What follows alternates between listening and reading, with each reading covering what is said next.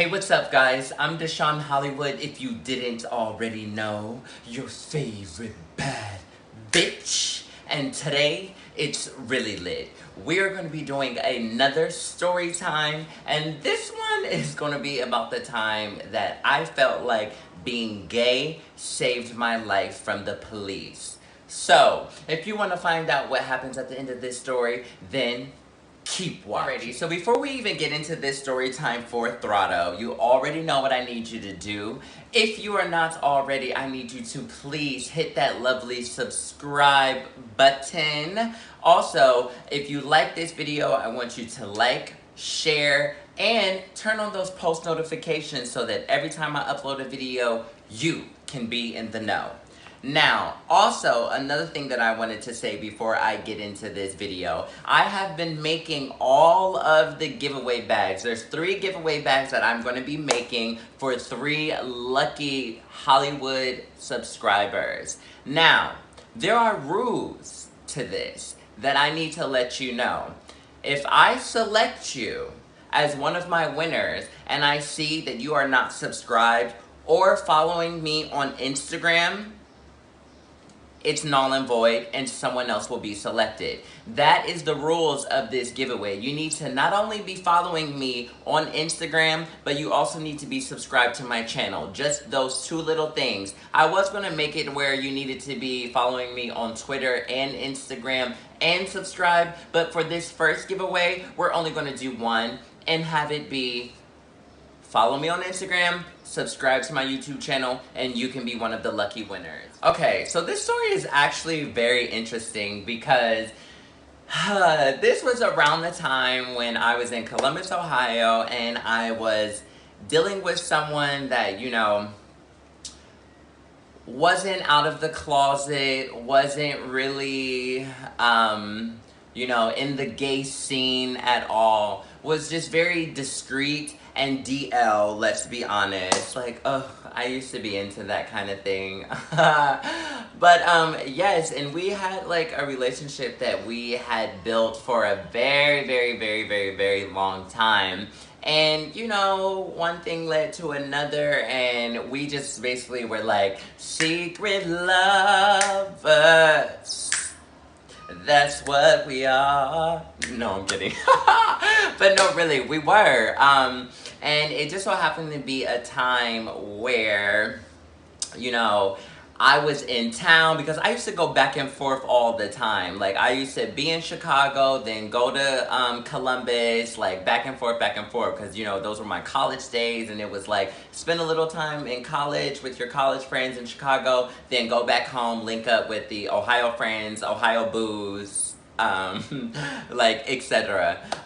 So that's what we were doing, and, you know, I just so happened, I was at home, and I get a text message from, boy, we need to come up with a name for him. What is his name gonna be? Let's say, Eli. So, you know, I get a text message from Eli, and he's like, what's up? I miss you. I haven't seen you in a while. Like, you've been gone. Like, when are we gonna link? Like, when am I gonna get my time? Like, and you know, I, at the time, had, like, a weakness for Eli because you know how, like, you just find that person that does everything right for you? Like, they know how to talk to you, they know how to touch you, they know how to like, you know, they just do everything right. So I was like, ooh, definitely, like, yes. I'm like, what's good? Like, when you want to link up? Like, when you gonna come through? Like, you coming to my house? Like, what's up? Like, so he like, yeah, come and get me, blah, blah, blah, blah. So I always kept in mind that, you know, Eli was not out and he was not open. So I was very cautious about the way that I would either dress or look, or even if I wore makeup or not. Like, I would, you know, kind of wear sweatpants, and then I also would just be wearing, like, hoodies and just stuff like that. So this particular day, I wore basketball shorts and I wore a green hoodie. It was like a green Nike hoodie. And I can't remember what my hair looked like at the time, but I know I had the hood up, like, Because, you know, I was like being discreet. I had to respect the fact that, like, you know, if I'm about to go and pick up Eli, it can't be looking like, who is this queen picking you up? Like, why are you getting picked up by a queen? Like, what's going on? Like, you know, I'm such a good little, like, holding somebody's secret, because I just don't believe in exposing people. I think it's lame. Like, some gay boys get a thrill out of it, and they think that it's really cute. I'm the polar opposite. Like, I think that that's so lame. It's like you're playing with people's lives like that. Like, do not force anyone out of the closet. Let them come out of the closet at their own leisure. If it takes a month, if it takes a year, if it takes a decade, whatever. It's not your business. Like, let them come out when they want to. Boo. So yes, I had like threw on my basketball shorts, threw on my sweatpants, and I'm like, yes, honey, I'm about to go pick up my appointment. Like, also, if you've ever listened to like, my For the D challenge, like, I will definitely drop that link down in this video so that you guys can listen to it, because it kind of may help you understand this story, because some of my lyrics did come from real life experience, like, pick you up, let you pull my hair for the dick. Like, that, like, was a line that was really based off of Eli, because, like, I used to always go and pick up Eli, and, you know, when we did our thing, it was just very interesting. Like, there was a lot of different things that would happen. But that's neither here nor there. That's not what this story is about. This story is about the time that my life got saved, and Eli's life as well, by me being gay. Like, literally. Okay. So, Eli, he lived, like, in an area where, like, it was, like, police city. Police were always there. They were always around. They were always trolling and patrolling. Like, it was very almost kind of like a hick town. Like, you know, those kind of towns where it was just, like, there's so many white people that, like, you know, everyone feels the need to, like, be on watch, making sure that nothing is going wrong, nothing is happening. It was that type of town. So, you know, I'm driving, I'm like on my way to go pick up Eli, and when I finally picked him up, we were wearing literally the exact same thing. Like, he had on a black hoodie and basketball shorts, I had on a green hoodie and basketball shorts, and we both had the hoods up. So we're driving or whatever, and, you know, Eli lives in this area, so he's telling me, like, whoa, like, you know, be careful, like, don't be speeding around here, like, you know, be very, like, slow in the way that you're driving, like, all that. Mind you here, this particular time, I drove my mom's car. I didn't drive my car. And my mom's car, like, I wasn't on her insurance, so, like, literally, if anything was to go wrong, it could have just been so bad.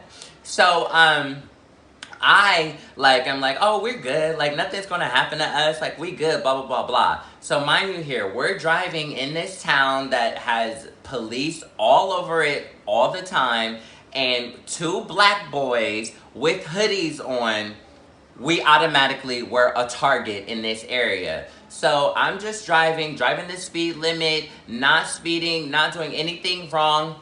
Out of nowhere, a police car, sirens going on, get right behind me, like, out of nowhere. Literally, like, I'm, like, freaking out, like, oh my god, like, what is about to happen? Like, I'm not on my mom's insurance, like, oh my gosh, like, what is gonna happen? Like, what is going on? Like, oh my gosh, oh my gosh, oh my gosh.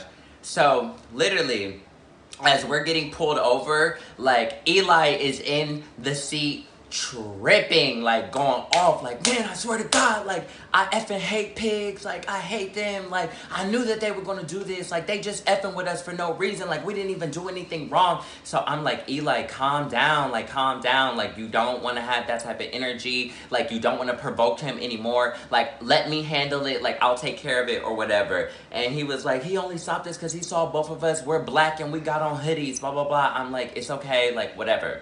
So the police officer comes up to the car. He comes up to the car and he's like, hey, what's up, guys? So, where are you going? And me, I'm like, hello, sir. Like, is there a reason why you pulled me over? Like, was I doing something wrong? Like, you know, I had to put on my professional voice. Like, hello, sir. Sir. Sir. Like, I'm like, can I help you? Like, why are you pulling us over? What's going on? And he was just like, yeah, so, I was just wondering, I kind of saw some suspicious behavior when you guys were driving, so I wanted to stop and make sure everything was okay. Suspicious behavior? What do you mean you saw suspicious behavior? You saw suspicious behavior because you saw two black boys in hoodies, so that was suspicious to you? Get the... Like, oh my god. So, I'm trying not to get irritated and frustrated because I know Eli's already irritated and frustrated, and if I get irritated and frustrated, it's just like a disaster waiting to happen and we're going to end up on the news. So, at this point, I take my hoodie off and I had like this high bun, I'm talking very cheerleader, like high bun-esque hair, like so pent up, dolled up, and I just went into performer mode because I knew I had to get us out of that situation. He's like, I need to see ID and registration, and I want to see both of y'all's IDs. So Eli like, what you need to see my ID for, and I'm not driving. So I'm like, calm the fuck down, like chill out, like oh my god. I'm like, just give him your ID. So we give him our IDs. He did not need to have the passenger's ID. He was just clearly being a prick. So at this point, I'm like, oh my god, like what if he sees I'm not on my mom's insurance? Like how am I about to get out of this? So when I take that hoodie down and he see my high ponytail, I instantly turn on my gay. So I'm just like, oh my god, like I'm so sorry, officer, like I don't really know what we did, but I'm just in town visiting from college, and I wanted to visit my best friend, like I haven't seen him in a while, so we're just on my way to my house, we're gonna like hang out and just catch up and stuff like that. And he was like, oh really? He's like, what college do you go to? I'm like, oh, I go to Columbia College in Chicago, like this is my second year or something. I was like, I'm a sophomore. I just finished, my first year. So I just came back to visit some friends, catch up, and then I'll be heading back towards the end of the summer. He's like, oh, really? He's like, wow, like, I'm so good. What are you studying? I'm like, oh, I'm studying business and design. I've always wanted to be a designer, and, I want to make sure that I'm business savvy so that no one steals my money when I start making it. So he starts laughing, and I kid you not, swear to you, no lie, I cannot make this stuff up. He hands us back our IDs and was like, all right, guys, well, just make sure next time you're being more careful. Being more careful of what? Like, what were we doing? Driving while black? Driving while wearing hoodies? Like, driving the speed limit while black? Like, what did we do? But you know what? I just turned on my game, honey. Had to, get the voice and the list and everything. Like, I'm in college, a little college girl, just coming back to visit my friends. And literally, so the whole time, Eli is watching me, and he like, what? Like, so when the officer gives us back our IDs and was like, go ahead, Eli was shook. He was like, bro, I cannot believe that just happened. Like, I've never seen anything like that in my life. And I was like, see, being gay isn't so bad. Like, wink, wink, trying to hit, like, just come out and be my man, like, whatever. But, no. So, legit, he was like, I can't believe, like, bro, he just let you go. Like, that would have never happened if I was with my homies. If that was me and my homies, we would have been out of the car, on the hood, with our hands down, our faces down, in handcuffs. Like, you really just finessed us out of that situation. And I was like, look, I just knew that I didn't want anything to happen to me. I didn't want anything to happen to you. And I had to get us out of that situation. So I had to do whatever I had to do. And if that's me putting myself on the line and acting gay as fuck to get us up out of this situation, then that's what I'm going to do, okay? And he was just so shook, and he literally gained so much respect for me because I got us out of that situation. I was like, look, like, we're not about to deal with this. Like, I'm not going. You not going. We ain't going. Like, sorry. Like, it's just not happening like that. So, no, not at all. So then, after we, like, drive off or whatever, he's just so shook, and he's, like, looking at me. He's smiling, like, definitely, trying to cop some feels, touching a little bit of this, a little bit of that. And I'm like, just because I done saved your life from going to the pen, don't be trying to feel all up on me. Remember, we straight right now. Wait until we get to the house. Then we could do all that gay shit. But yes, guys, that literally was a time where I felt like being gay saved my life from the police, because if I was like a hood dude, or if I was like a straight black dude that wasn't talking about college and wasn't giving my gay voice and showing my gay mannerisms, he would not have let us go. Like, I know he would have actually checked the license plate, checked to see whose name was on it, like checked to see the insurance, the registration, like all of that. But he didn't, just because I was gay, started talking about college, and he saw that I didn't look like your average black boy. And I just think that that's so horrible, because that is one thing that I tell people all the time, especially straight guys, when they act like that they have an issue with gays. I'm like, look, you don't need to have an issue with me, because I'm always standing up for my straight black men, because I know that you guys have it the hardest out of everyone in this world besides the straight black woman. And I'm just like, me, I never felt threatened by the police. I look at them and they're looking and waving at me, saying hi and everything, because they look at me and they don't see me as a threat, because they know, like, oh, this is a gay man, whatever. Like, it's sad, I know, but at the same time, it's the truth. Like, I don't feel threatened. I don't feel like anybody is going to do anything to me. I could be out late. I could be right from the police. There have been times when I have had a drink in my cup and I'm passing the police, but because they see me in a crop top and some booty shorts, they like, he good. Like, I'm not worried about him. So this is why we all gotta stick together, honey. And, you know, you scratch my back and I'ma scratch your back. Because without you, there is no me. Without me, there is no you. Holla! But that's all I have for you guys. I just wanted to tell you guys a little short and sweet story about the time I felt like being gay saved me from the police. If you like this video, then you already know I want you to hit that thumbs up button. Again, share, subscribe, and hit that post notifications button. And until next time, stay B.